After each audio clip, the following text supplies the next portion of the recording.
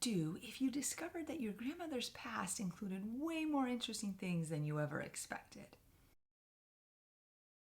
Hi, my name is Julie, and welcome to my YouTube channel where I help parents and teachers find the next right book for their 8 to 12-year-old reader.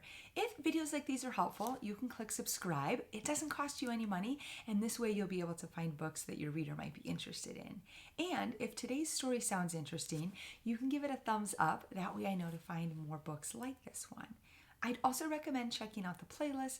They're organized by genre and topic and are a great way to explore titles your reader might be interested in. Now, let's talk about today's book. Today's book is called Skylark and Wallcreeper by Anne O'Brien Carelli, and this is a story that goes back and forth between 1944 and 2012.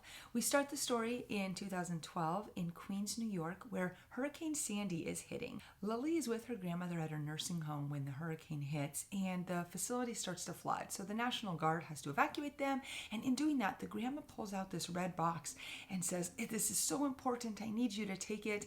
Lily discovers there's a pen inside, which she thinks is a little odd, but she sees how important it is to her grandmother, so she takes it, and then the pen goes missing. So Lily sets out on a journey to find the pen, and along the way uncovers part of her grandmother's past from 1944 during World War II.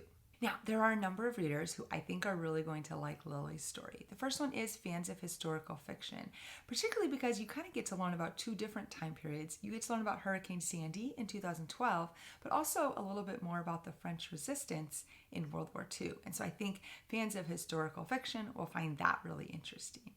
I'd also recommend this book for kids who are fans of intergenerational stories. Lily and her grandmother have an amazingly close relationship, and I think that kids who like seeing stories between different generations will enjoy getting to see that relationship.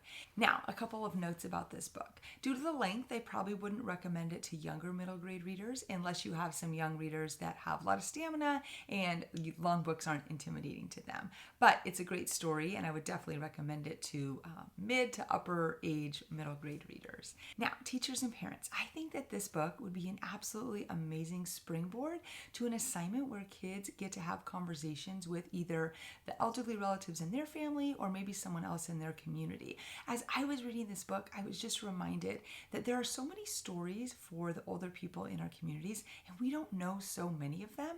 And so I think that as Lily learns about her grandmother's past, I think that would be a great encouragement for kids to learn about their grandparents' past or the past of different elderly people in their community. So I think this book is a great springboard to that activity.